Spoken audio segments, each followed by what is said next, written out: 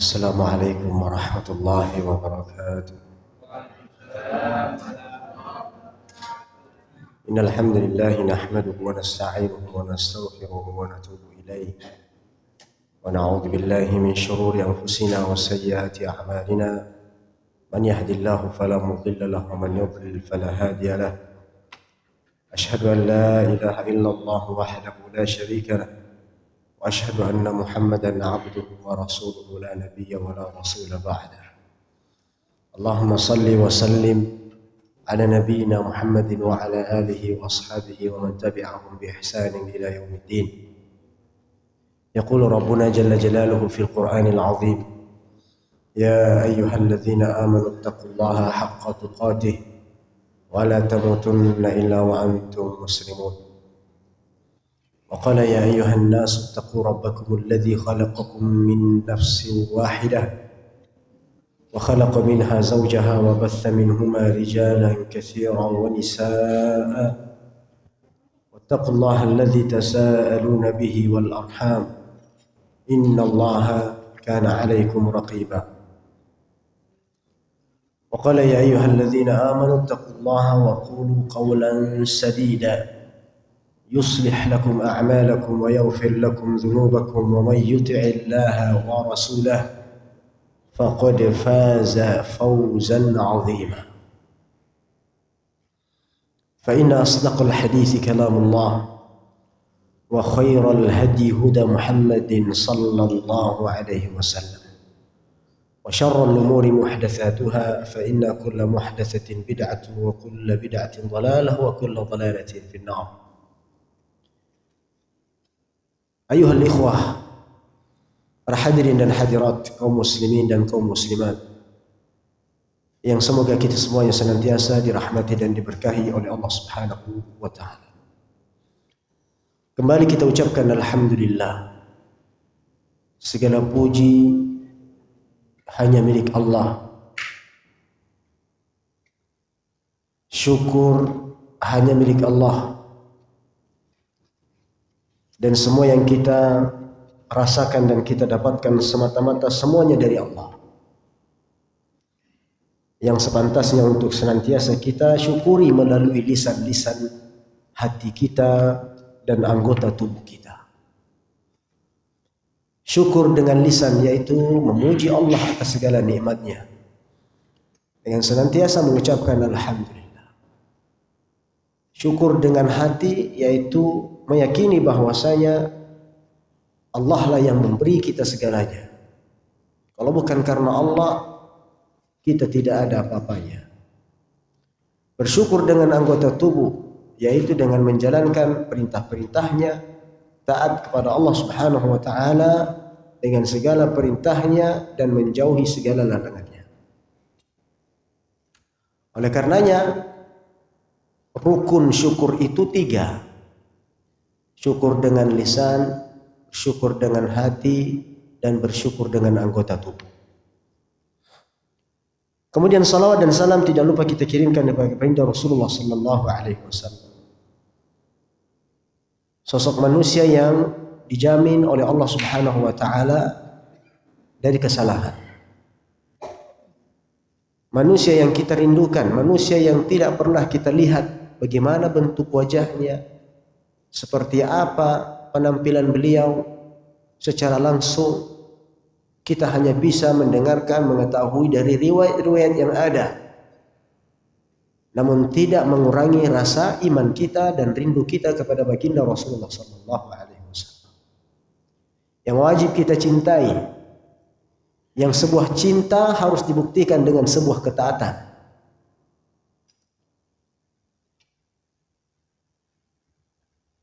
Yang cinta harus dibuktikan dengan ketaatan kepada baginda Rasulullah sallallahu alaihi wasallam, mengikuti segala apa yang dicontohkan dan menjauhi segala apa yang tidak dicontohkan oleh Rasulullah sallallahu alaihi wasallam. Para hadirin dan hadirat yang dirahmati Allah Subhanahu wa ta'ala, pada malam hari ini insyaallah kita akan melanjutkan kajian kita dalam kitab Al-Arba'in An-Nawawiyah. Dan alhamdulillah kita telah masuki al-hadis al-thamin ashar, yaitu hadis yang ke-18. Hampir separuh kita. Alhamdulillah hampir separuh. Hadis yang ke-18 ini hadis yang datang dari salah seorang sahabat mulia, Abu Dzar Jundub bin Junadah wa Abi Abdurrahman Mu'adz bin Jabal radhiyallahu ta'ala anhuma. An Rasulillah sallallahu alaihi wasallam qala ittaqillaha haitsuma kunta wa atbi'is sayyi'atal hasanata tamhuha wa khaliqin nasa bi khuluqin hasan.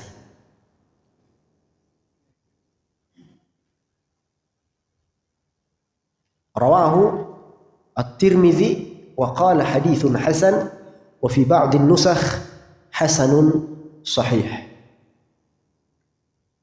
Dua sahabat mulia yang meriwayatkan hadis ini yaitu Abu Dzar Jundub bin Junadah dan Abu Abdurrahman Mu'adz bin Jabal. Dua sahabat mulia di sisi Rasulullah sallallahu alaihi wasallam. Rasulullah sallallahu alaihi wasallam dari dua sahabat ini berkata, Rasulullah bersabda, ittaqillaha haitsuma kunta. Bertakwalah kepada Allah dimanapun engkau berada. Wa atbi'is sayyi'atal hasanata tamhuha. Dan ikuti perbuatan-perbuatan buruk dengan perbuatan baik. Wa khaliqin nasa bi khuluqin hasanin. Dan perlakukanlah manusia dengan akhlak yang baik. Hadis diriwayatkan Imam Tirmidzi dan berkata hadis hasan. Adapun di dalam penulisan-penulisan yang lain mengatakan bahwasanya hadis ini derajatnya hasan sahih. Baik. Kaum muslimin dan kaum muslimat yang dirahmati Allah Subhanahu wa taala. Di dalam hadis ini Rasulullah sallallahu alaihi wasallam memerintahkan sebuah perintah yang agung. Perintah untuk bertakwa kepada Allah dan perintah untuk berbuat baik kepada sesama manusia. Jadi di dalam hadis ini Rasulullah menganjurkan kepada kita untuk memperbaiki dua hubungan, yaitu hablum minallah wa hablum minan nas. Hubungan kita dengan Allah Subhanahu wa taala ke langit sana dan hubungan kita dengan sesama manusia di atas muka bumi ini. Perintah Rasulullah mengatakan ittaqillah. Ittaqillah ini artinya bertakwalah kepada Allah. Lafadznya untuk satu orang, tapi peruntukannya untuk semua orang. Kalau untuk jamak sering kita dengarkan dalam Al-Quran, ittaqullah, bertakwalah kalian. Ya, bertakwalah kalian kepada Allah Subhanahu wa taala. Sebagaimana dalam muqaddimah dan di dalam Al-Quran banyak sekali perintah. Di dalam Al-Quran ayat mengatakan ya ayyuhallazina amanu ittaqullah, atau ya ayyuhan nas ittaqullah, ittaqu rabbakum. Apa sih sebenarnya makna ittaqullah? Artinya bertakwalah kepada Allah Subhanahu wa taala. Ai ittakhidh wiqayatan min 'adzabillahi 'azza wa jalla. Yang artinya berlindunglah kepada Allah dari azabnya. Ya, jadi makna ittaqullah di sini artinya berlindunglah kalian kepada Allah dari azabnya, dari siksaannya. Di mana siksaan Allah itu nyata. Jelas di dalam Al-Quran sering dikatakan, Allah berfirman,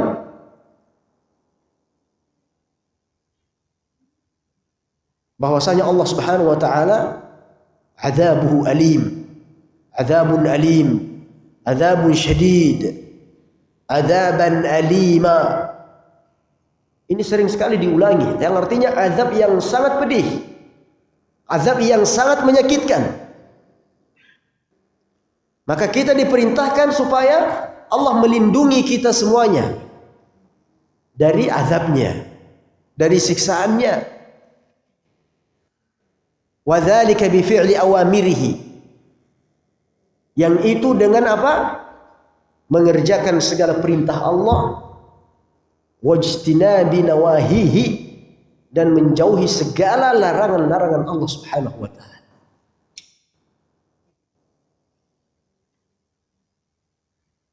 Jadi itu makna ittaqillah.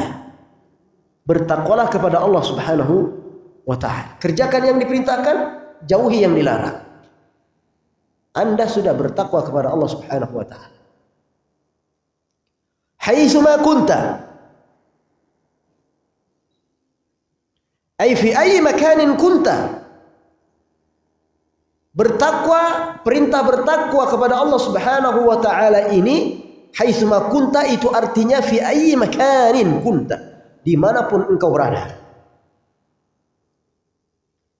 Sawaun fil alaniyah, baik secara terang-terangan, au fisir, atau sembunyi-sembunyi, baik di hadapan orang ataupun di belakang orang, baik secara nampak atau tidak nampak. Wasawa'un fil baiti aw fis suq aw wasawa'un 'indaka unasun aw laysa 'indaka unas. Jadi haitsu ma kunta di sini artinya dimanapun Anda berada, perintah bertakwa tetap tertuju kepada kita semuanya. Dimanapun. Sawa'un fil bait, baik itu di rumah, aw fis suq, atau di pasar. Wasawa'un indaka unasun aw laysa indaka unas. Maupun kalian bersama dengan manusia, bersama dengan saudara-saudara Anda, ataupun tidak bersama dengan saudara-saudara kita, ada yang melihat atau tidak ada yang melihat, Anda diperintahkan untuk tetap bertakwa kepada Allah Subhanahu wa taala. Bertakwa di rumah, bertakwa di tempat kerja, bertakwa di pasar, bertakwa di kebun, bertakwa di laut, bertakwa di tempat kerja. Dimanapun kita diperintahkan untuk bertakwa kepada Allah Subhanahu wa taala. Bertakwa di rumah, jaga perintah Allah meskipun di rumah. Bertakwa di pasar, penuhi perintah Allah ketika di pasar. Jauhi kecurangan. Jangan berbuat curang di pasar. Di mana pasar ini adalah tempat yang paling dibenci oleh Allah Subhanahu wa taala.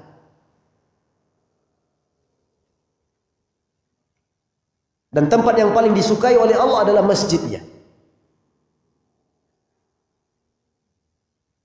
Bukan berarti tidak boleh ke pasar.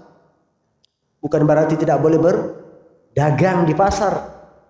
Tapi hendaknya masing-masing bertakwa meskipun dia berada di pasar. Karena pasar ini tempat keburukan kalau seseorang tidak bertakwa. Penjual sangat gampang sekali mencurangi pembeli. Penjual sangat gampang sekali mengurangi timbangan pembeli.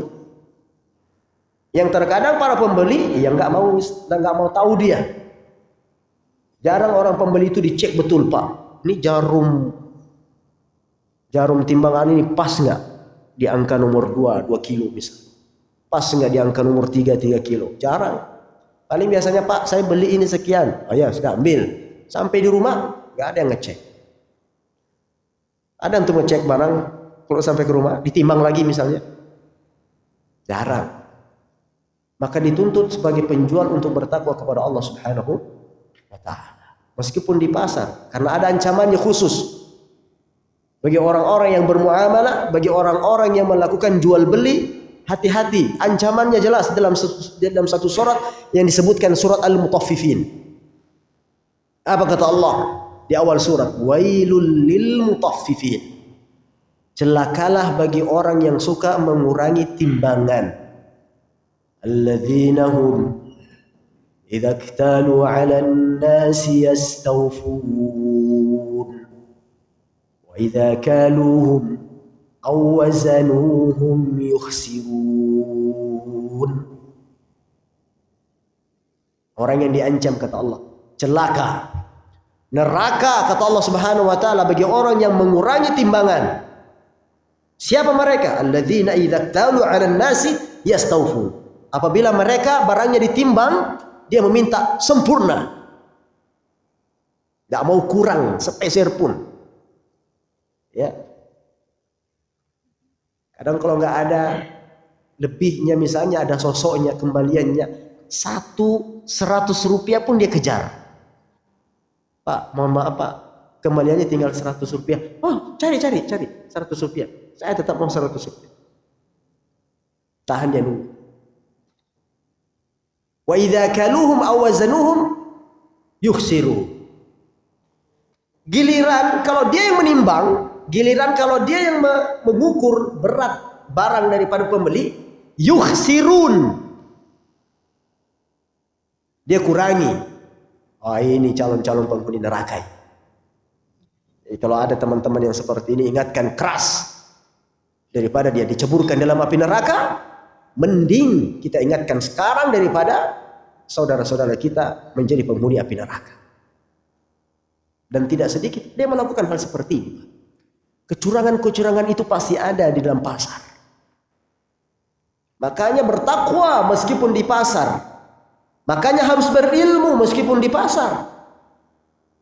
Umar bin Khattab radhiyallahu taala anhu, itu semasa beliau menjadi khalifah selalu razia di tengah-tengah pasar kota Madinah. Beliau betul-betul mengecek jangan sampai rakyatnya ini melakukan kecurangan meskipun di pasar. Sehingga beliau mengatakan la yattajiru fi suqina hadha illa man tafaqqah wa illa akala riba syaa am abah. Kata Umar bin Khattab, tidak boleh melakukan jual beli di sini, tidak boleh berdagang di sini kecuali orang-orang yang sudah faham perkara jual beli. Karena kalau tidak faham ilmunya, akala riba, dia akan makan riba. Syaa am abah. Mau tidak mau, kalau tidak ada ilmunya, dia pasti akan memakan hasil-hasil dari riba. Ya. Maka daripada itu, Bapak Ibu rahmati Allah Subhanahu wa taala, hendaknya kita belajar terus menuntut ilmu. Di samping kita dituntut untuk bertakwa kepada Allah Subhanahu wa taala. Wasawa'un indaka unasun au laisa indaka unas. Baik ketika ada orang atau tidak ada orang, tetap kita bertakwa kepada Allah Subhanahu wa taala. Kita hadirkan ihsan. Di mana derajat dalam agama kita yang paling tinggi adalah al-ihsan. An ta'buda Allah ka'annaka tarahu fa in lam takun tarahu fa innahu yarak. Kata Rasulullah. Engkau beribadah kepada Allah seakan-akan melihat Allah.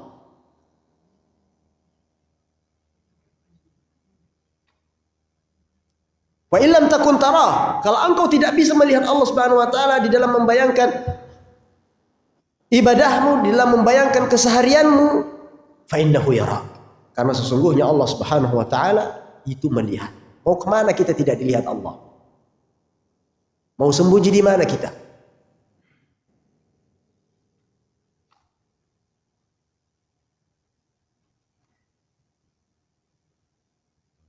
Alladhi yaraka hina taqum wa taqallubaka fis sajidin. Kata Allah, Allah yang melihatmu ketika Anda berdiri dan pergerakan sujudmu di dalam salat, itu Allah tahu semuanya. Tidak ada pergerakan dari tubuh kita kecuali Allah Subhanahu wa taala mengetahui. Jadi perintah bertakwa di sini Rasulullah Shallallahu Alaihi Wasallam memerintahkan kepada kita semuanya.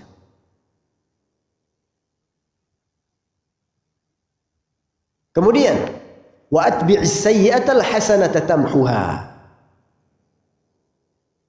Wa atbi'is sayyi'ata al hasanata tamhuha. Bahwasanya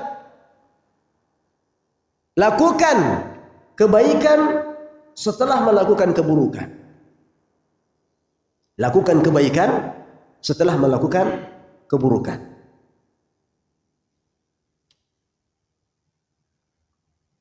Siapa yang tidak pernah melakukan keburukan?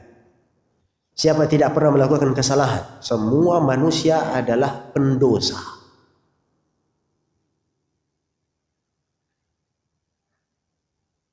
Manusia adalah pendosa. Karena Rasulullah SAW sendiri mengatakan, kullu bani Adam khata'. Setiap anak cucu Adam itu pendosa, berbuat salah. Khata'. Khata' di sini artinya sighatul mubalaghah, fa'al. Bentuknya adalah penekanan. Kalau wazan bahasa Arabnya fa'alun, khata'un. Artinya orang yang terus menerus, orang yang suka melakukan. Itu namanya fa'al. Makanya kalau yang biasa saja yang mengerjakan, wazannya, timbangannya di dalam bahasa Arab, subhanallah, ini luar biasa bahasa Arab ini. Berubah satu tasydid saja yang berubah artinya. Kalau hanya satu orang yang melakukan, itu disebutnya fa'il. Fa'il, orang yang mengerjakan. Tapi kalau penekanan, bahwasanya orang ini terus melakukan, orang ini terus mengerjakan, itu kalimat dalam bahasa Arabnya fa'alun.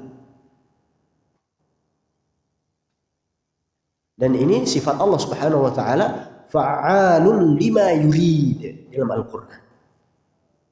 Allah melakukan segala sesuatunya apa yang Allah Subhanahu wa taala kehendaki.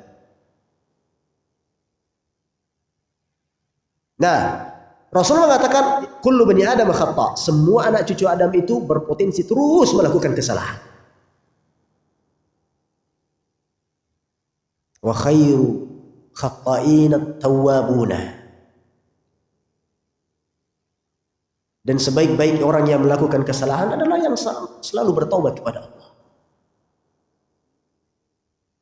Manusia kalau berbuat salah wajar, Pak. Manusiawi. Manusia kalau lupa wajar, Pak. Manusiawi. Manusia kalau khilaf wajar, manusiawi. Jadi jangan menuntut saudara Anda itu suci bersih dari kesalahan.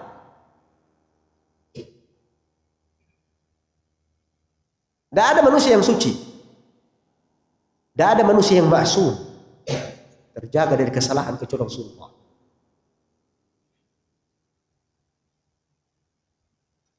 Jangan menuntut saudara Anda sempurna. Karena kesempurnaan itu yang tidak pernah salah makhluk Allah adalah malaikat. Malaikat. Maka ketika Anda menginginkan saudara Anda tidak pernah melakukan kesalahan, seakan-akan Anda mau menjadikan saudara Anda ini seperti malaikat.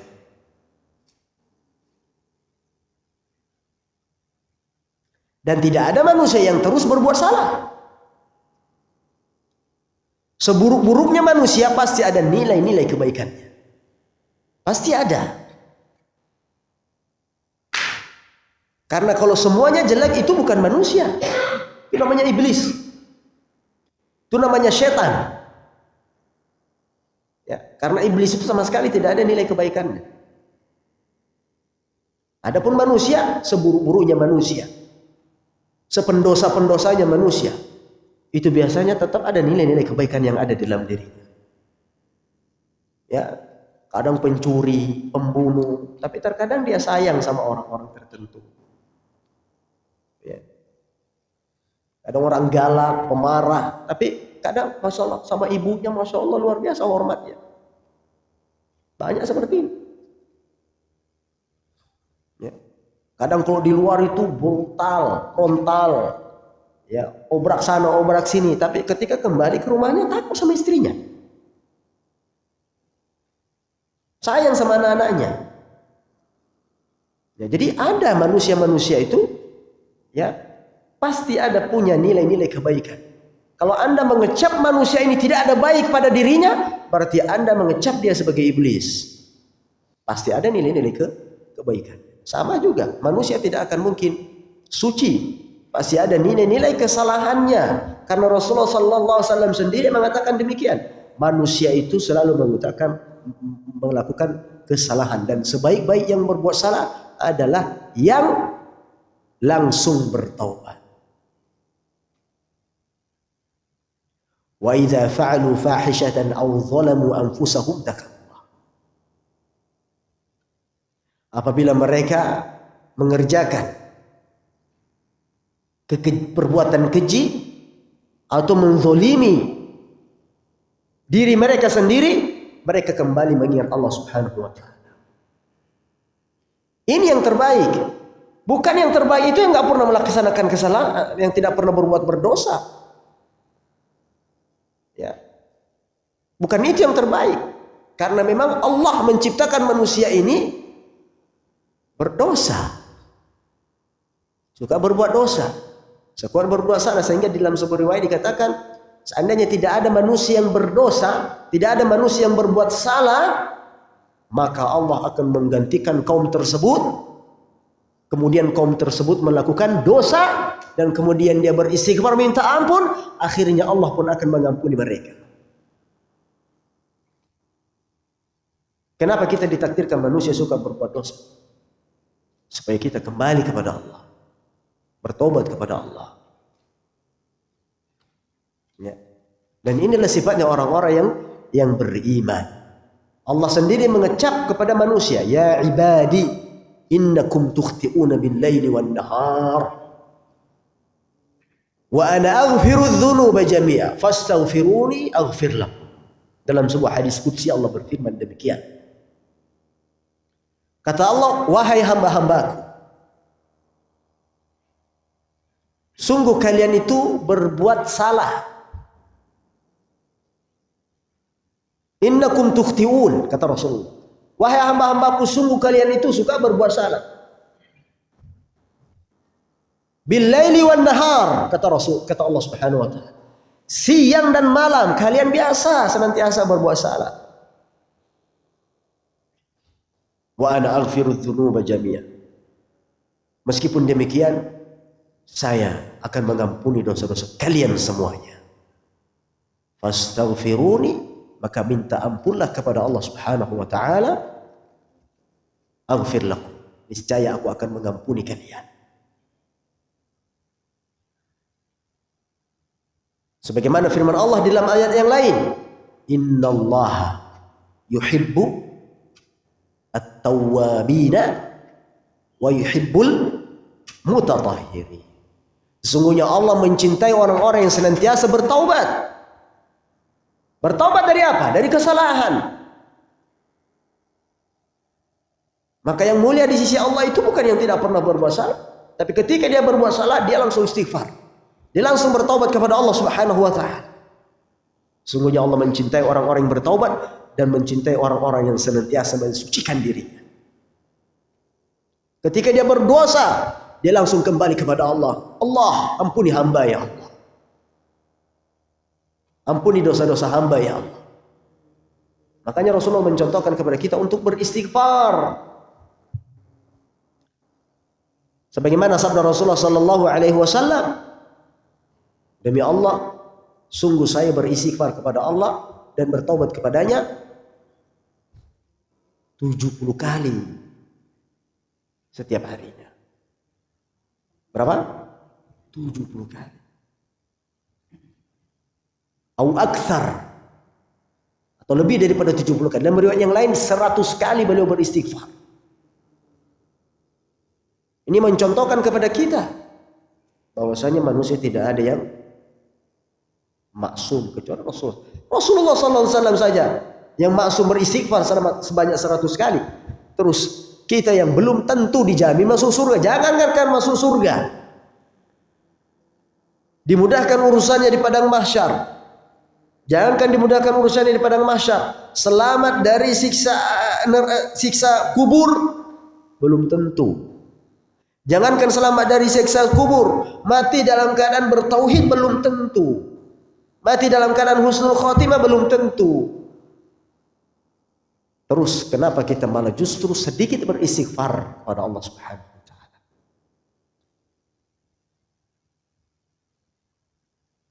Maka ikhwatal iman, Bapak Ibu rahmati Allah Subhanahu wa taala, hendaknya kita mengikuti perbuatan-perbuatan buruk tersebut dengan istighfar.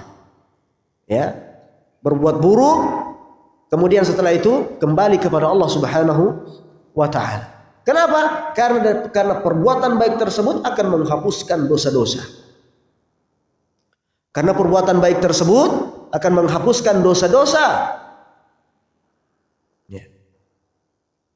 Oleh karenanya diperintahkan untuk terus berbuat baik setelah berbuat salah, dengan harapan Allah Subhanahu wa taala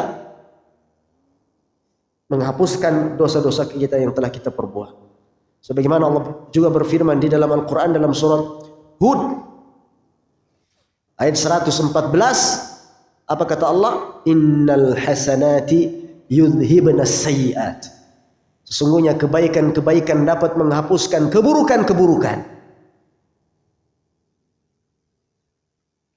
Sebagaimana juga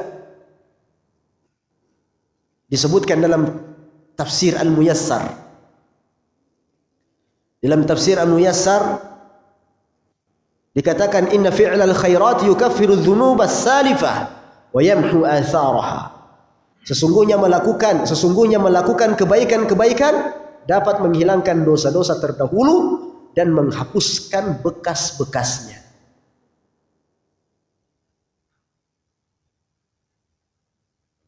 Dan kebaikan-kebaikan di sini yang dimaksud adalah secara umum. Laksanakan sholat 5 waktu, kemudian berzikir, berpuasa, bersedekah, sholat-sholat sunnah.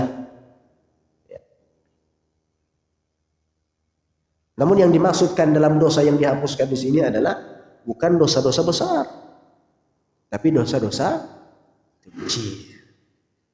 Ya, dosa-dosa kecil akan terhapus jika setelahnya kita bertaubat dan kemudian kita kerjakan amal-amal soleh, kerjakan perbuatan-perbuatan baik.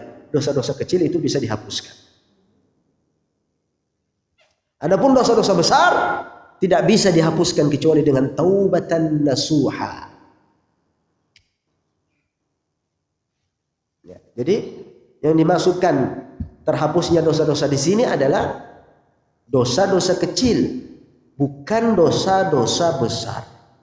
Adapun dosa-dosa besar itu wajib untuk bertaubat. Dan syarat-syarat taubat banyak. Di antaranya adalah tidak lagi berniat untuk melakukan kembali dan mengulanginya. Kemudian ikhwatal iman rahmati Allah Subhanahu wa taala, Rasulullah sallallahu alaihi wasallam melanjutkan sabdanya, wa khaliqin nasa bi khuluqin hasanin, dan bermuamalahlah, berinteraksilah dengan manusia dengan akhlak yang baik, akhlak yang sopan, akhlak yang santun. Dan ahlus sunnati wal jamaah arhamun nas. Ahlus sunnati wal jamaah adalah orang-orang yang paling penyayang kepada yang lainnya. Kita sayang kepada saudara-saudara kita yang lain. Ya, kita kasihan kepada saudara-saudara kita yang lain. Ketika mereka berbuat salah, kita pun merasa sedih. Berbuat dosa, kita pun merasa sedih. Seharusnya saudara kita ini berbuat baik, taat kepada Allah Subhanahu wa taala. Seharusnya saudara-saudara kita lain juga mendapatkan hidayah, petunjuk dari Allah Subhanahu wa taala. Maka kita ingatkan. Maka kita tegur. Maka kita sampaikan kebenaran, sampaikan ilmu.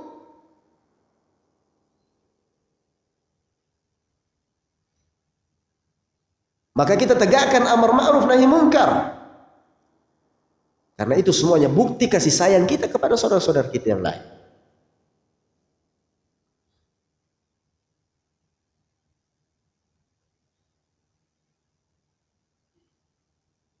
Dan dua hal ini adalah penyebab masuknya manusia banyak di dalam surganya Allah Subhanahu wa taala. Adalah yang pertama, takwanya kepada Allah, dan kemudian akhlaknya yang baik. Sebagaimana Abu Hurairah radhiyallahu taala anhu pernah ditanya tentang sesuatu yang paling banyak menyebabkan manusia masuk ke dalam surga. Kata Abu Hurairah, su'ila Rasulullah sallallahu alaihi wasallam. Rasulullah pernah ditanya, an aktsari ma yudkhilun nas al jannah, hal-hal yang paling banyak menyebabkan orang itu masuk surga. Faqal, maka Rasulullah SAW bersabda, taqwallahi wa husnul khuluq. Penyebabnya adalah bertakwa kepada Allah dan memiliki akhlak yang baik. Wa su'ila an aktsari ma yudkhilun nas an-nar. Dan kemudian Rasulullah ditanya tentang apa saja yang menyebabkan manusia ini banyak masuk neraka.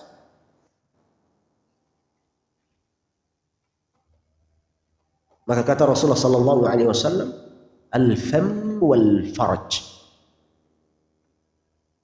Beliau, yang paling banyak masukkan seseorang ke dalam neraka adalah mulut dan kemaluan. Subhanallah. Dan hadis ini adalah hadis yang sahih, diriwayatkan oleh Imam At-Tirmidzi, disahihkan oleh Imam Az-Zahabi, ya, dan disahihkan oleh Imam Al-Hakim dalam kitab Al-Mustadrak. Dua hal yang paling banyak menyebabkan seseorang masuk surga, taqwa Allah wa husnul khuluq. Akhlak yang baik. Akhlak baik kepada siapa? Kepada semuanya.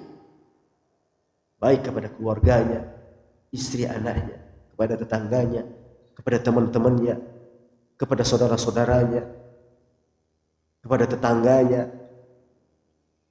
Baik, bahkan berbuat baik kepada semuanya. Bukankah kita bahas pertemuan yang lalu? Siapa yang masih ingat pertemuan yang lalu? Hadis.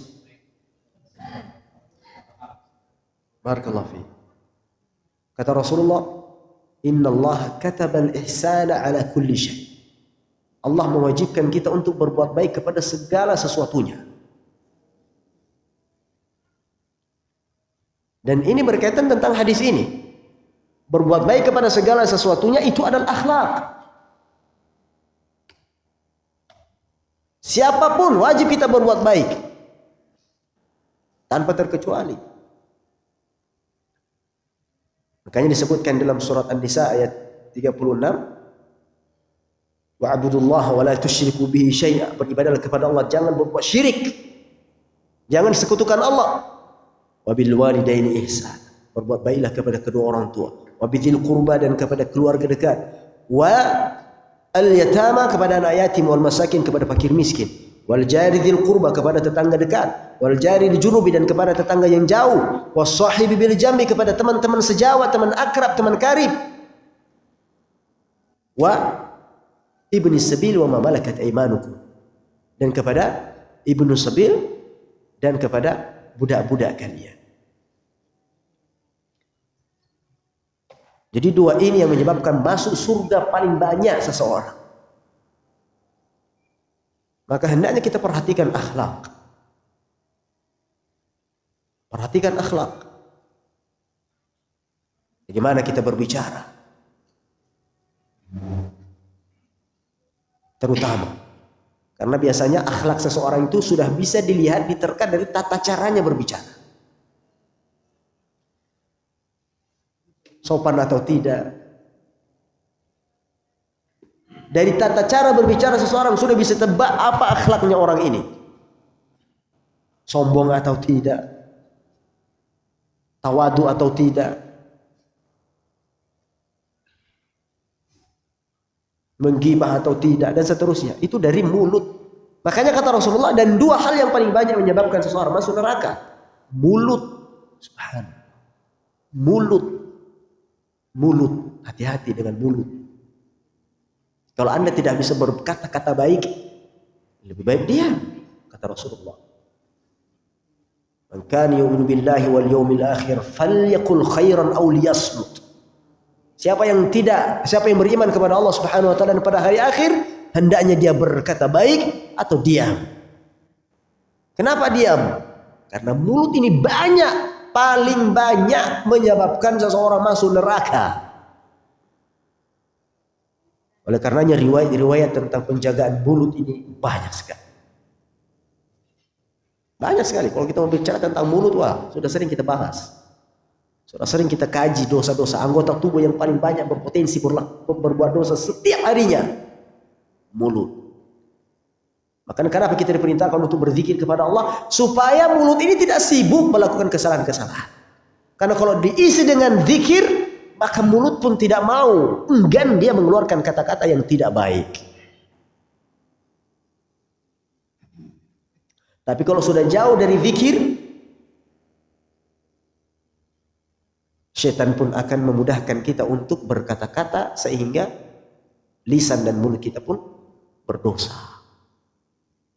Sebagaimana sabda Rasulullah tentang penjagaan mulut. Siapa yang bisa menjamin antara kedua mulut, antara kedua bibirnya dan antara kedua kakinya?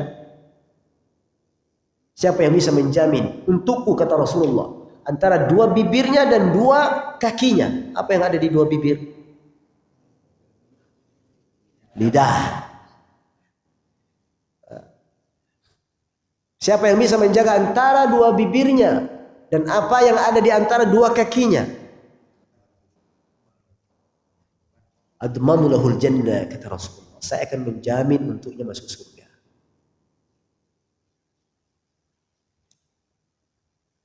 Maka ini perlu diperhatikan.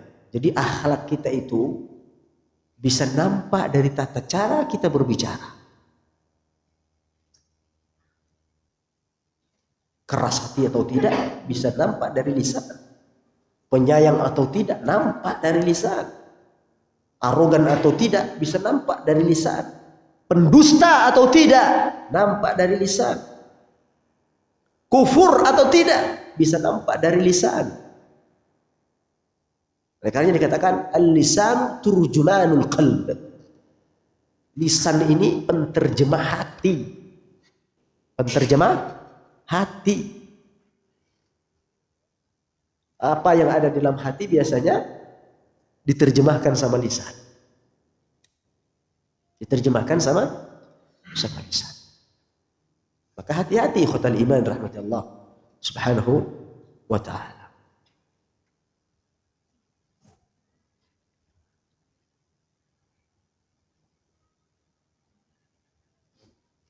Kemudian kata Rasulullah sallallahu alaihi wasallam, "Wa khaliqin nasa bi khuluqin hasanin." Dan bermuamalahlah kepada manusia. Berakhlaklah, berinteraksilah kepada manusia dengan akhlak yang baik. Wal khuluq huwa sifatul batinatu fil insan. Wal khalq huwa sifatul zahiratu. Wal ma'na 'amilin nas bil akhlaqil hasanati bil qawli wal fi'l.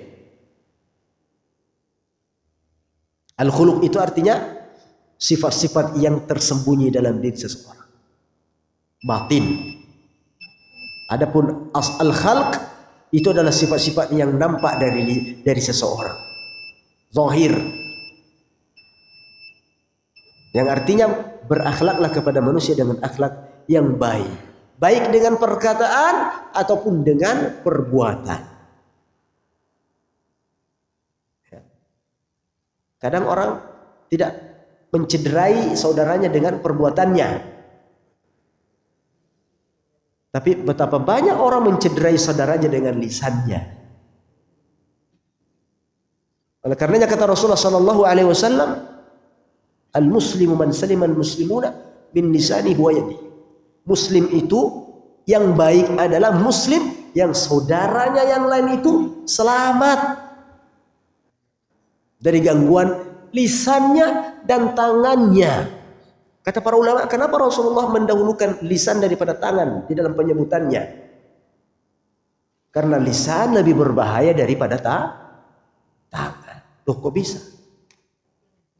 Yang bisa mukul apa? Lisan atau lidah? Lisan atau tangan? Tangan. Kalau begitu lebih berbahaya mana? Lebih berbahaya lisan ya? Nah, tetap lebih berbahaya lisan. Makanya Rasulullah dahulukan lisan. Karena lisan itu bisa melukai sesuatu yang tidak bisa dijangkau oleh tangan. Nah, Bapak bisa menyakiti dengan tangan kalau dekat. Bisa nonjok itu kalau jaraknya paling segini. Kecuali kalau punya ilmu kebal. Ilmu kanuragan. Gini, karena ada ilmu-ilmu seperti itu sekarang, Pak. Dan ini ilmu sesat menyesatkan. Ilmu kebal seperti ini sesat menyesatkan. Itu semuanya bantuan jin. Bohong kalau bukan bantuan jin. Tidak usah. Saya tidak dibantu jin, saya dibantu malaikat. Malaikat siapa yang bantu Abu seperti itu? Rasulullah SAW saja tidak bisa melakukan seperti itu. Itu lisan, tangan. Lisan, meskipun kita jarak sekian ribu kilometer, bisa melukai saudara kita. Apalagi sekarang. Kalau dulu kan tidak bisa, Pak, karena tidak ada telepon. Kalau sekarang, satu di Papua, satu di Aceh, telepon, maki-maki. Oh, kasar ngomongnya, kamu menghina dan seterusnya. Dan itu cukup untuk melukai saudara-saudara kita. Maka bertakwalah kepada Allah melalui lisan. Fadlullahi azza wa jalla 'ala al-'ibad. Karunia Allah Subhanahu wa taala kepada hamba-hambanya. Wa dzalika li'annana law raja'na ila al-'adl lakanat al-hasanatu la tamhu as-sayyi'at ay bil muwazanah.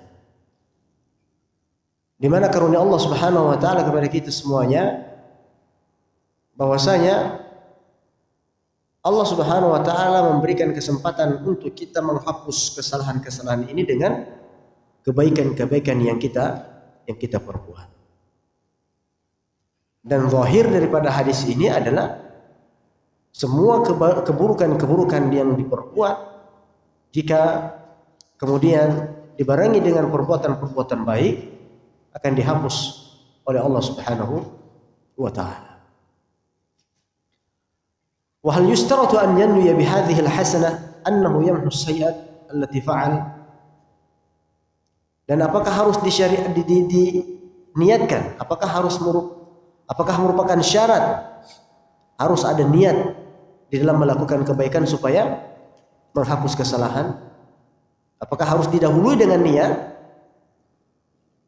Sehingga kita berbuat baik ini dengan niatan supaya kesalahan-kesalahan saya dihapuskan oleh Allah Subhanahu wa taala. Wal jawab zahirul hadits la.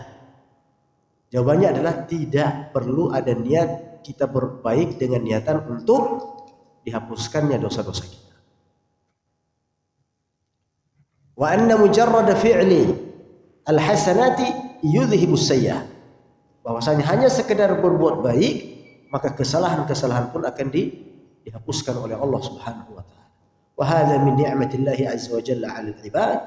Dan ini adalah merupakan nikmat Allah Subhanahu wa taala kepada hamba-hambanya. Wa min muqtada kauni rahmatihi sabaqat ghadabuh. Dan di antara bentuk rahmat Allah Subhanahu wa taala kepada hambanya adalah rahmat Allah Subhanahu wa taala senantiasa mendahului murkanya. Artinya Allah Subhanahu wa taala merahmati hamba-hambanya bagi mereka yang mau kembali dan taubat kepada Allah Subhanahu wa taala.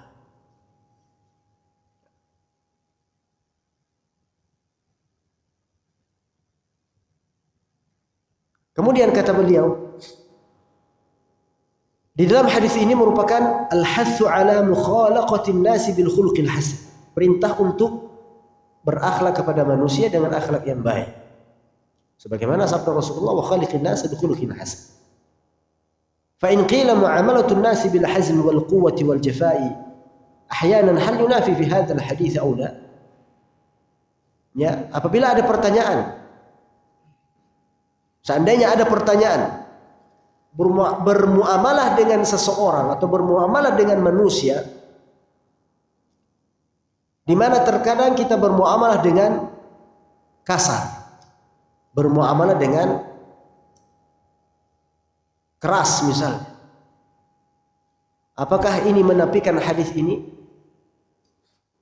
Ya, maka kata beliau, la yunafihi. Hadis ini tidak menafikan. Ya, atau bermuamalah kepada manusia sewaktu-waktu dengan keras, dengan tegas, ini tidak menafikan hadis ini. Kenapa? Lianna likulli maqamin maqal. Karena kata beliau, di setiap sesuatu ada tempatnya. Di setiap tempat ada perkataan-perkataan yang khusus. Ada perkataan-perkataan yang sesuai yang seharusnya kita ucapkan. Apabila ada maslahat di dalam perkataan keras kita, apabila ada maslahat di dalam ucapan-ucapan yang tegas,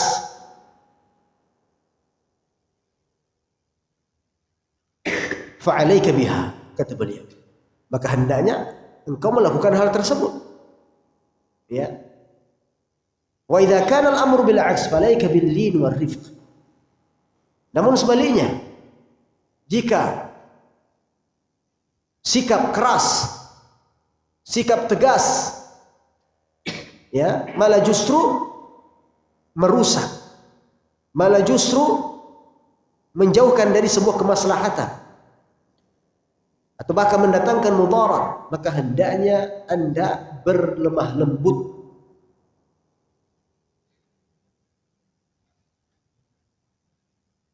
Nah, karena Nabi sallallahu alaihi wasallam mengatakan, innallaha rafiqun yuhibbur rifqa fil amri kulli. Rasulullah pernah bersabda, sungguhnya Allah, ya, maha lembut dan mencintai kelembutan dalam setiap hal. Dan ini sudah teruji, kata beliau. Walaqad jarat asya'un katsiratun tadullu ala faidatir rifq. Banyak terbukti bahwasanya di setiap kelembutan itu mendatangkan kebaikan. Ya, namun di suatu waktu tidak mesti semua harus disikapi dengan lembut. Ketika memang ada maslahat, lebih besar maslahatnya kalau misalnya kita bersikap keras dan tegas. Ya, ada waktunya. Kita harus tahu posisi dan kondisinya seperti apa. Kapan kita mau boleh bersikap keras kepada saudara kita, kepada orang-orang tertentu, kapan harus kita berlemah lembut. Sebagaimana Rasulullah sallallahu alaihi wasallam memperlihatkan kelembutannya kepada seorang Yahudi. Ketika seorang Yahudi mengatakan kepada Rasulullah sallallahu alaihi wasallam, "Assalamu alayk ya Muhammad." Assalamu alayk. Assalamu alayk ini adalah salamnya orang-orang Yahudi kepada Rasulullah, yang artinya celaka bagimu wahai Muhammad, atau semoga engkau binasa wahai Muhammad.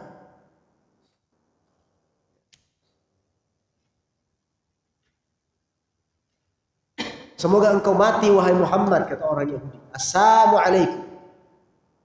Zahirnya kan dengarnya apa? Assalamu alaikum. Ya.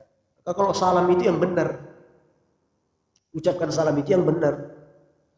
Karena ada teman-teman kita sekarang ini, saudara-saudara kita, mengucapkan salam asal-asalan. Ya seharusnya kan assalamualaikum. Jawabannya apa? Waalaikumsalam warahmatullahi atau waalaikumsalam warahmatullahi wabarakatuh. Kadang orang-orang Assalamualaikum, Waalaikum. Benar dengar seperti ini, Pak? Bahkan ada yang lebih singkat lagi. Kum. Tidak boleh seperti itu. Harus jelas. Ya, assalamualaikum. Assalamualaikum. Orang Yahudi ini berkata, assalamu alayka, mati bagimu hai Muhammad. Maka Aisyah mendengar perkataan ini, alaikassalam wal la'nah. Aisyah, istri Rasulullah SAW, mendengar ucapan salamnya orang Yahudi ini, marah besar beliau. Langsung dijawab Aisyah radhiyallahu taala anha, "Alaika sam, bagimu juga kematian dan laknat." Balasan bagi ucapan mereka. Bahkan ditambah lebih daripada Aisyah. Kalau orang Yahudi ini hanya mengatakan kematian saja, assalamu alaika. Tapi Aisyah mengatakan alaikumussalam wal la'nah. Ada tambahan laknat. Fanahaha Nabi sallallahu alaihi wasallam. Tapi lihat kelembutan Rasulullah sallallahu alaihi wasallam. Rasulullah menahan Aisyah radhiyallahu taala anha. Wa qala, kemudian Rasulullah berkata, innallaha rafiqun yuhibbur rifq fil amri kulli. Wa idza sallama alaikum ahlul kitab faqulu alaikum. Sesungguhnya Allah mencintai kelembutan. Sesungguhnya Allah Maha lembut dan mencintai kelembutan di segala sesuatu. Dan apabila ahlu kitab mengucapkan salam kepada kamu, maka katakan alaikum wa alaikum. Jadi kalau ada orang-orang ahlu kitab, orang-orang selain muslim mengatakan assalamualaikum, cukup kita jawab dengan apa? Wa alaikum. Itu saja. Ya, jangan dijawab waalaikumsalam warahmatullahi wabarakatuh. Ini tidak boleh seperti itu. Kalau sama-sama saudara muslim, kita ucapkan sama atau lebih baik. Saudara muslim kita mengucapkan salam assalamualaikum, kita jawab lebih daripada itu. Sebagaimana Allah merintahkan hal tersebut dalam Al-Quran. Nah, jadi kata beliau di sini, kelembutan diperlukan di dalam setiap hal. Ya, kelembutan diperlukan dalam setiap hal. Tapi sewaktu-waktu perlu kita tegas, perlu kita kasar jika hal tersebut mendatangkan maslahat. Ya, tidak boleh juga, apalagi laki-laki Pak. Dituntut kelembutan, betul dituntut kelembutan. Lembut kepada istrinya, lembut kepada anak-anaknya, saudara-saudaranya, tidak berkata kasar, tidak berkata jorok, tidak bersuara keras. Tapi sewaktu-waktu dibutuhkan, keras, tegas. Ya, jangan lembut aja terus, lemah aja terus, merendah aja terus. Ya, sehingga tidak ada sama sekali kekuatan dan power dalam diri seorang ayah. Sebagai pemimpin, ar-rijalu qawwamuna 'alan nisa. Kapan ada keluarga yang mau melanggar syariat agama Allah, keras, harus keras kita. Tidak boleh. Ada yang mau keluar malam, tidak boleh keluar malam. Tapi kalau hanya lembut-lembut aja terus, biasanya malah justru kita yang diinjak-injak. Haibahnya, wibawanya seorang pemimpin itu terkadang diinjak-injak, kalau biasanya lembut aja terus. Maka perlu sekali-kali kita tegas. Harus tahu waktunya. Makanya kata beliau di sini di kulli maqamin maqalun. Di setiap keadaan ada ucapan-ucapan yang pantas untuk kita keluarkan dari lisan kita. Kapan kita boleh, kapan kita seharusnya berbuat lembut dan kapan kita harus bertindak keras, tegas di dalam perkara-perkara tertentu. Meskipun secara umum ia dibutuhkan kelembutan. Ya. Jadi jangan keras terus dan jangan lembut terus. Intinya seperti itu. Ya. Baik. Bapak Ibu rahmati Allah Subhanahu wa taala, inilah kajian kita pada kesempatan kali ini. Insyaallah akan kita lanjutkan pada pertemuan yang akan datang bismillah. Jika ada pertanyaan, kita jawab insyaallah. Jika kita mampu untuk menjawabnya. Ada pertanyaan? Ya, tafadhal.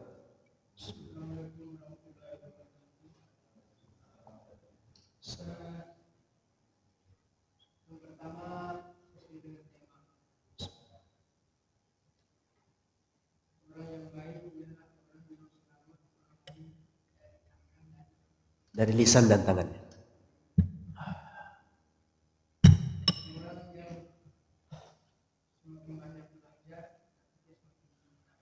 Ya.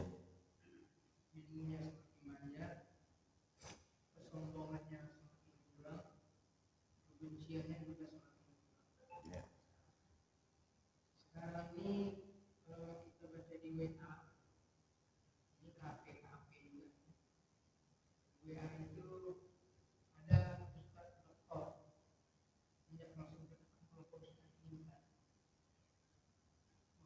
bahwa ajaran kamu salah. Kata yang lain jawabnya, kamu nggak salah, sesat. Saling tuduh-tuduh. Ya. Kalau ketika saya itu kami itu ya saja ada seperti itu. Kalau ibu pulang, itu dokter saling tuduh, saling sesat. Itu pertama. Yang kedua, pertanyaan mengenai kulit. Kalau subuh memang dari kalangan saya kecil sudah selisih. Yang melaksanakan dan tidak salah, melaksanakan yang tidak bisa. Yang saya ingin tanyakan, ada yang namanya kunut nazilah. Kunut nazilah itu dilaksanakan kalau ada huru hara. Sama atau apa. Nah, selama 2-3 bulan terakhir itu kita apa?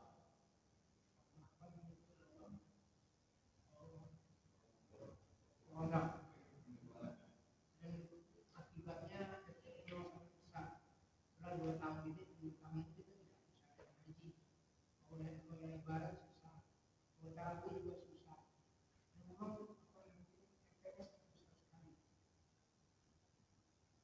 Tapi kita tidak mengenal itu.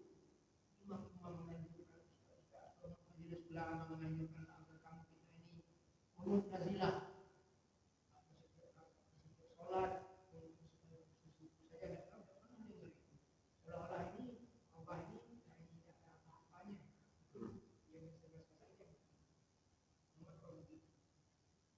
Yang kedua, Ustaz mengenai kunut ini, kunut mikir.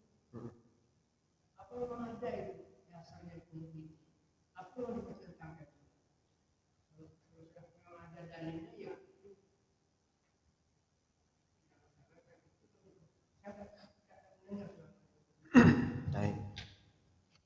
yang ketiga mengenai kunut, Ustaz, saya pernah jalan dari kota pagi Jumat sekitar 5 jam perjalanan dari Jambi. Itu masjid di jalan orang Jumat. Nah, waktu Jumat itu di akhir Jumat itu wabah tidak ada, huru-hara tidak ada. Dia imamnya kunut Jumat. Nah, maksud saya kunut apa itu? Mungkin Ustaz kasih.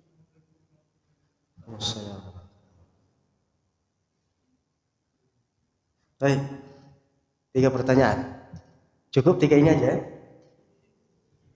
Baik, pertanyaan pertama tadi saya lupa. Ustaz yang hebat-hebat itu saling serang menyerang. Dan ada nada kebencian, ada nada kesombongan. Ya. Baik. Bapak Ibu dirahmati Allah Subhanahu wa taala. Seharusnya seorang muslim itu dalam menyampaikan kebenaran harus ada adabnya. Dalam menyampaikan kebenaran juga harus ada adabnya. Ya. Jadi bukan emosi yang dikedepankan. Mencari kebenaran itu bukan emosi atau bahkan mencari pembenaran. Tapi yang dicari kebenaran itu adalah bukti-bukti yang nyata, apakah kebenaran ini ada landasannya atau tidak. Dari mana landasannya? Al-Quran dan Sunnah Nabi Sallallahu Alaihi Wasallam. Dan ini masuk juga perkara di dalam adab di dalam berjidal, adab di dalam mendebat.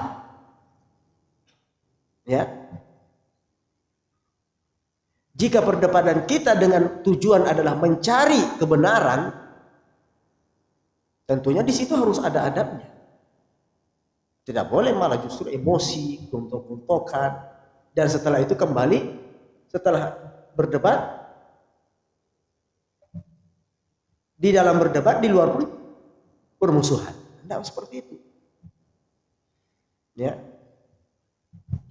Maka kalau Papa mengatakan bahkan titelnya sampai doktor kok berdebatnya seperti itu. Jadi ya doktor pun tidak mesti harus sempurna. Ya, tidak meskipun doktor ya profesor, insinyur segala macam, ya, tidak sempurna. mungkin dia salah, keliru dalam hal ini. Yang benar adalah sampaikan kebenaran itu ya dengan hikmah. Ketika memang Anda mau mempertahankan argumen, ya silahkan. Argumennya tentunya harus ada pembuktian yang jelas dari Al-Quran dan As-Sunnah. Ya. Kalau ada yang menentangnya, ya silakan. Yang menentang itu juga harusnya mendatangkan bukti, mana dalilnya, mana hadisnya, mana Al-Qurannya, mana perkataan sahabat yang mengatakan hal demikian. Ya. Dan ini juga harus kita perhatikan. Di mana dunia media sosial sekarang begitu banyak berkembang, sehingga terkadang perdebatan-perdebatan yang tidak ada manfaatnya terjadi di media-media sosial. Ini nggak ada manfaatnya. Nggak ada manfaatnya berdebat di media sosial. Yang satu melawan dengan video ini, yang satu melawan dengan video ini. Ya, coba kalau berdebat itu duduk di satu majelis, diwadahi dengan instansi resmi misalnya, untuk mencari kebenaran, hak. Meskipun nantinya pasti ada yang menerima, ada yang menolak. Wajar sekali. Itu sudah wajar. Ada yang menerima, ada yang menolak. Ada yang pro fulan, ada yang pro kepada fulan.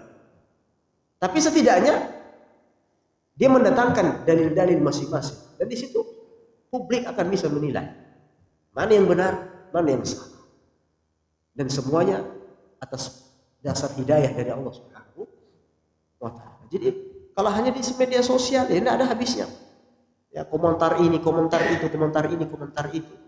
Ya, akhirnya yang ada hanya perdebatan kusir yang tidak berujung manfaat. Yang ada hanya apa? Bikin sakit hati. Ya, dengki.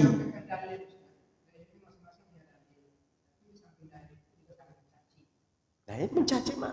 Itu bukan sebuah perdebatan yang sehat kalau seperti itu. Perdebatan itu kita munculkan hujahnya apa. Tidak boleh menyerang pribadi, tidak boleh mencaci. Nah, kalau sudah berdebat seperti itu sudah berdebat tidak sehat sudah seperti itu. Dan hindari perdebatan kata Rasulullah SAW. Ya, hindari perdebatan. Meskipun Anda merasa benar, meskipun Anda berada dalam jalur yang benar, hindari perdebatan. Jadi karena perdebatan itu kadang-kadang ujung-ujungnya malah sakit hati. Berdebat itu malah justru sakit hati. Makanya para masyayikh itu jarang sekali mereka mau mengadakan perdebatan. Fokus mereka adalah berdakwah. Yang mau menerima silakan, yang tidak mau menerima juga terbuka. Ya, itu kembali kepada diri pribadi masing-masing. Maka di dalam berdebat tidak boleh. Ya. Dan orang yang meninggalkan debat, meskipun dia merasa menang, meskipun dia merasa punya dalil, punya hujah, ya, maka Allah akan bangunkan istana baginya di surga. Bagi yang meninggalkan perdebatan. Makanya nggak ada manfaatnya. Berdebat itu nggak ada manfaat. Yang ada kayak biasanya bikin sakit hati, dongkol, jengkel, ya, tinggalkan perdebatan ketika memang tidak ada kebutuhan untuk mendebat saudara-saudara kita. Seperti itu. Allah Ta'ala. Ada lagi? Satu lagi? Ya, kedua lagi. Kunut nazilah. Kenapa tidak ada kunut nazilah?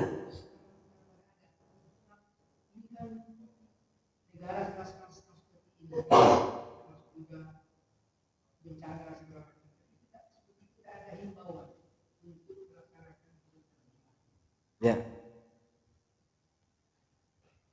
Bapak Ibu, kunut nazilah. Nazilah itu apa artinya? Nazilah apa artinya?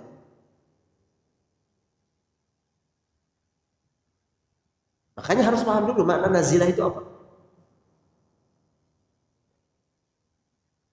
Kunut nazilah itu adalah ketika adanya kejadian-kejadian yang melanda suatu negeri, melanda kaum muslimin yang ditindas, yang diperas, yang kemudian didolimi, itu namanya nazilah. Itu namanya kunut nazilah. Adanya musibah-musibah tertentu yang melanda kaum muslimin tertentu. Ini namanya kunut nazilah.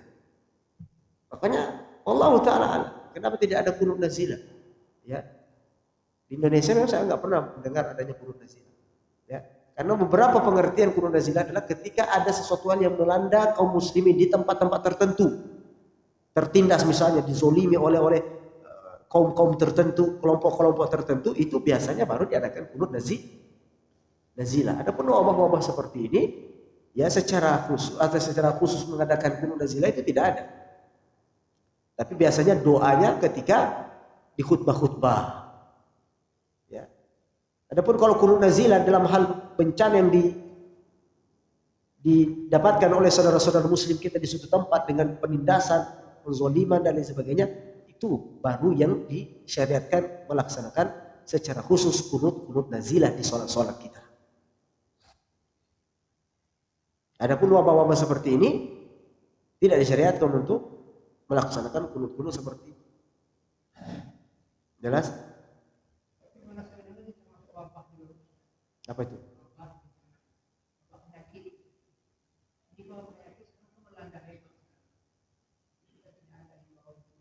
Allah Ta'ala. Sepengetahuan saya hanya pada hal-hal yang sangat penting terjadi kepada kaum muslimin. Adapun ini kan terjadi kepada semua. Orang kafir juga kena, muslim juga kena, baik buruk juga kena. Adapun nazilah itu kita berdoa kepada Allah secara khusus untuk saudara muslim kita yang tertindas misalnya. Terjadi peperangan atau penindasan, penzoliman seperti halnya misalnya yang ada di Palestina. Nah, itu biasanya disunahkan untuk kita kunut nazilah. Saudara-saudara kita dulu yang berada di Burma misalnya. Itu disunahkan untuk kita syariatkan kunut nazilah. Karena itu terkhusus untuk kaum muslimin. Berdoa supaya Allah menolong kaum muslimin, membantu mereka. Adapun wabah-wabah seperti ini yang sifatnya secara umum, ya tidak dianjurkan untuk kunut nazilah. Hanya doa-doa secara umum saja. Ya, baik itu pribadi ataupun di atas mimbar ketika berkhutbah, berdoa untuk menghilangkan wabah-wabah seperti ini. Tapi kalau kunut nazilah itu biasanya terkhusus untuk perkara orang-orang muslim dalam hal penindasan, penekanan, penzaliman dan sebagainya. Nah, yang ketiga,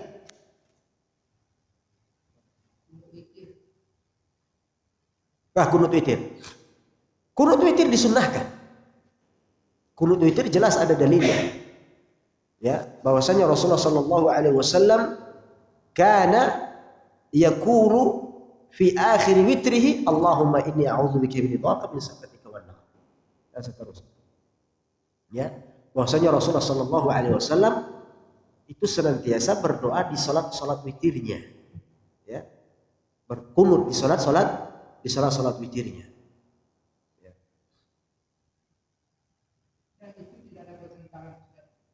Ada dalilnya, boleh disunahkan. Di salat witir disunahkan untuk kita berkunut. Ini tidak ada yang menentang tentang dalil ini, ya. Tidak ada yang menentang dalil tentang kunut yang ada di salat witir. Ya, sebagaimana Rasulullah SAW melakukan hal tersebut. Ya, Rasulullah berdoa di dalam kunut witirnya, Allahumma hdini fi man hadait, wa afini fi man afait, ya, dan seterusnya. Adapun di salat subuh secara berkelanjutan, secara terus menerus, ini memang khilaf di antara ulama. Ya, khilaf di antara ulama. Dan ini sebagai khilaf yang sudah terjadi dari zaman dahulu. Ya, sebagai Bapak bilang tadi, dari kecil saya sudah dengar khilaf di antara ulama tentang kunut witir ini. Bukan hanya dari Bapak kecil, dari zaman terdahulu di imam 4 mazhab itu sudah berbeda pendapat dalam masalah. Makanya tidak perlu terlalu diperunci. Tidak perlu terlalu diperunci. Di sisi lain juga kita dituntut untuk mengamalkan yang kita yakini kebenarannya. Ya, kita yakini kebenarannya. Ya. Anda tidak meyakini tentang kesahihan dalil yang memerintahkan kunut. di sholat subuh, ya sudah tak usah amalkan. Setelah dikaji, dan memang seperti itu. Di antara riwayat-riwayat yang menjelaskan tentang kunut witir, itu ada kelemahan-kelemahan perawi-perawi di antara rentetan-rentetan perawi-perawi hadisnya. Ada yang lemah. Ada yang lemah. Jadi di sini pun menunjukkan bahwasanya ya di antara para ulama pun khilaf. Ada yang menghasankan hadisnya. Ya, ada yang menghasankan hadisnya. Maka kunut witir tidak perlu terlalu diperinci. Kunut subuh, kunut subuh tidak perlu diperinci. Karena itu betul-betul memang khilaf di antara para ulama. Ya, dan ini bukan khilaf yang baru.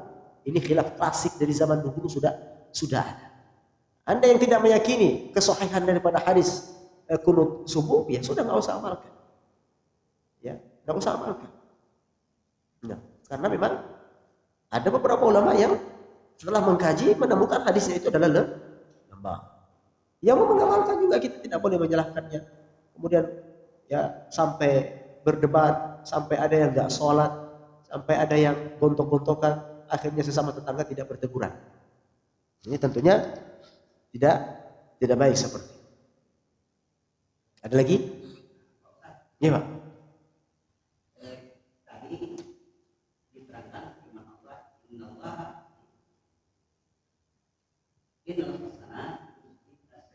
Iya. Kita ini manusia. Iya. Nah, berikan contoh kepada kami yang bagaimana caranya kebaikan yang bisa menutupi kerja kecelakaan. Contoh kecil aja. Saya dari seberang kan. Barakallahu fiik.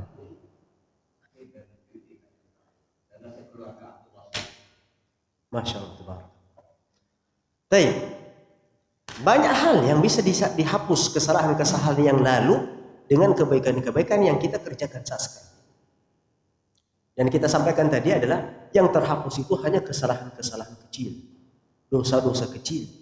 Adapun dosa-dosa besar tidak bisa diampuni oleh Allah kecuali dengan taubat. Contoh kecilnya, kesalahan-kesalahan kecil misalnya. Ya. Apa di antara dosa-dosa kecil misalnya? Berbohong dosa besar. Berdusta dosa besar. Ya. Misalnya apa contohnya? Siapa yang bisa datangkan contoh? Potong lampu merah. Menerobos lampu merah kata beliau. Ini kesalahan atau tidak?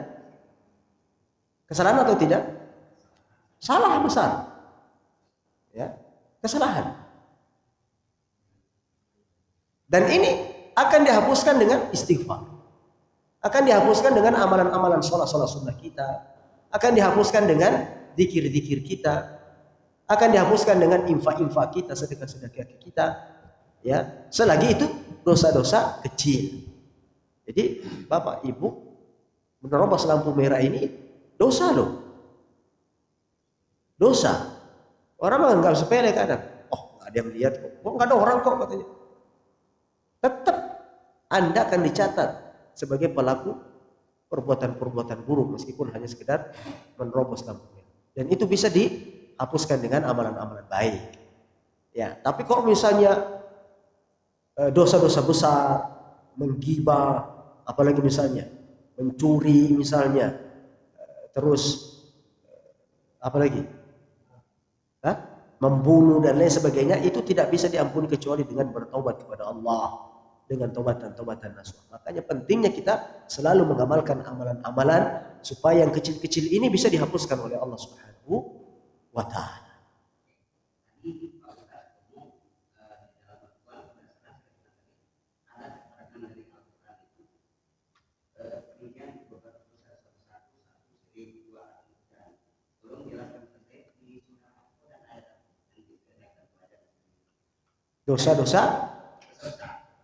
Dosa-dosa besar banyak sekali di dalam Al-Quran.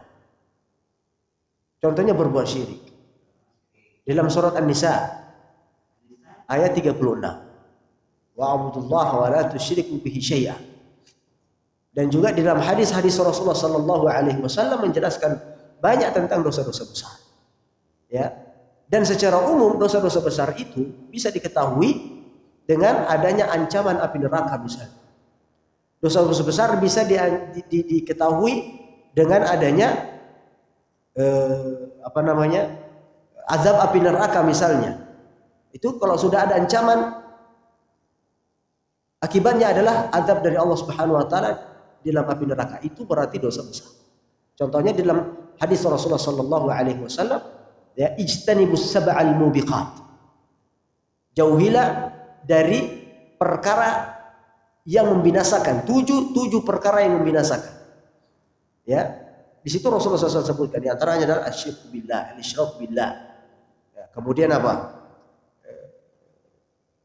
Membunuh jiwa yang tidak dengan hak. Kemudian durhaka kepada kedua orang tua. Ya. Kemudian apa lagi? Memakan riba. Kemudian apa lagi? Ya, berzina, menghardik anak yatim, lari daripada medan perang, medan perang. Dan di dalam riwayat yang lain banyak sekali dosa-dosa besar. Kalau mau lebih jelasnya, Bapak bisa baca kitab yang bernama Al-Kabair. Al-Kabair artinya dosa-dosa besar, yang ditulis oleh Al-Imam Az-Zahabi. Al-Imam Az-Zahabi yang menulis kitab Al-Kabair. Di situ semuanya ada dosa-dosa besar. Lebih rinci lagi. Ya, bahkan sekian puluh dosa-dosa besar di situ disebutkan. Nah, ada lagi? Cukup ya? Intinya Pak, pertama sih, dua membunuh, ketiga durhaka, keempat riba, kelima zina, keenam menghardik anak yatim, yang ketujuh lari dari jalan. Ya, dan banyak lagi yang lain. Banyak sekali. Oh iya. Ya, lebih rincinya Bapak bisa lihat di dalam kitab Al-Kabair ini. Banyak sekali, berbohong termasuk dosa besar. Menggibah termasuk dosa besar. Mencuri termasuk dosa besar. Ya, apalagi? Banyak sekali yang tidak bisa kita sebutkan ya, pada kesempatan kali ini. Membuka aurat termasuk dosa besar. Ya, dan lain sebagainya. Jelasnya ada dalam kitab Al-Kabair. Bapak bisa cari bukunya. Banyak sudah diterjemahkan dalam bahasa Indonesia. Ini nggak tahu ada kan? Nggak ada. Ya, di situ dijelaskan tentang dosa-dosa besar. Cukup Pak ya? Barakallahu fikum. Sampai di sini kajian kita pada kesempatan kali ini. Semoga bermanfaat dan semoga Allah senantiasa memberkahi kita semuanya dan menganugerahkan kepada kita ilmu dan dimudahkan untuk mengamalkannya, dimudahkan untuk mendakwakannya. Dan semoga Allah Subhanahu wa taala senantiasa menerima amal-amal ibadah kita semua. Aqulu qouli hadza astaghfirullah wa lakum. Kita tutup dengan baca kafaratul majlis. Subhanallahi wa bihamdika asyhadu an la ilaha illa anta astaghfiruka wa atubu ilaik. Assalamualaikum warahmatullahi wabarakatuh.